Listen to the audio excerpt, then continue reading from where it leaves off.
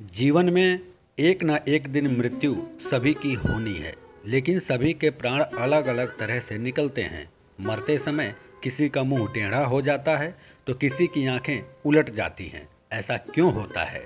इन सभी प्रश्नों का उत्तर गरुड़ पुराण में मिल जाएगा।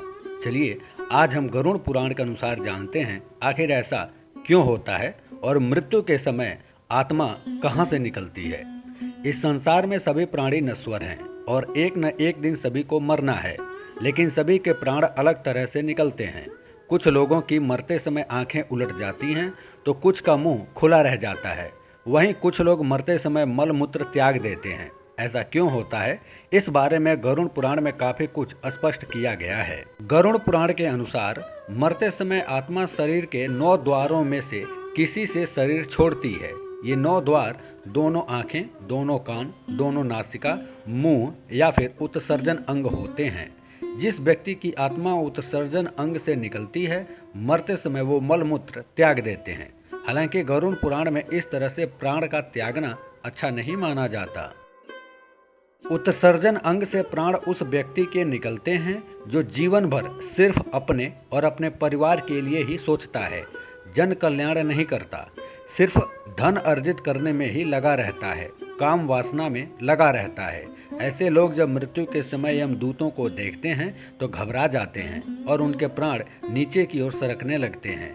इसके बाद प्राण वायु नीचे के मार्ग से निकल जाती है। प्राण वायु के साथ अंगूठे के आकार का एक अदृश्य प्रकाश निकलता है। यमराज के दूत उसके गले में पास बांध देते हैं और अपने साथ यमलोक लेकर चले जाते हैं। इस तरह की मृत्यु पापी व्यक्ति की मानी जाती है। प्राण निकलते समय आंखें क्यों उलट जाती हैं? गरुड़ पुराण में भगवान श्री विष्णु गरुड़ को बताते हुए कहते हैं कि जो लोग मोह माया से ग्रसित होते हैं और जीने की बहुत ज़्यादा चाह रखते हैं और अपने परिजनों से जिनका मोह बहुत ज़्यादा होता है, ऐसे लोग मन से वैरागी नहीं हो पाते।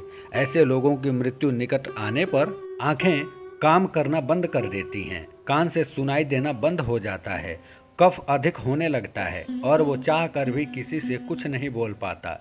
ऐसे लोग परिवार के मोह के कारण प्राण नहीं छोड़ना चाहते। फिर यमराज के दूत बलपूर्वक उनके प्राण निकालते हैं और ऐसे में जब उनके प्राण आंखों से बलपूर्वक निकलते हैं तो आंखें उलट जाती हैं।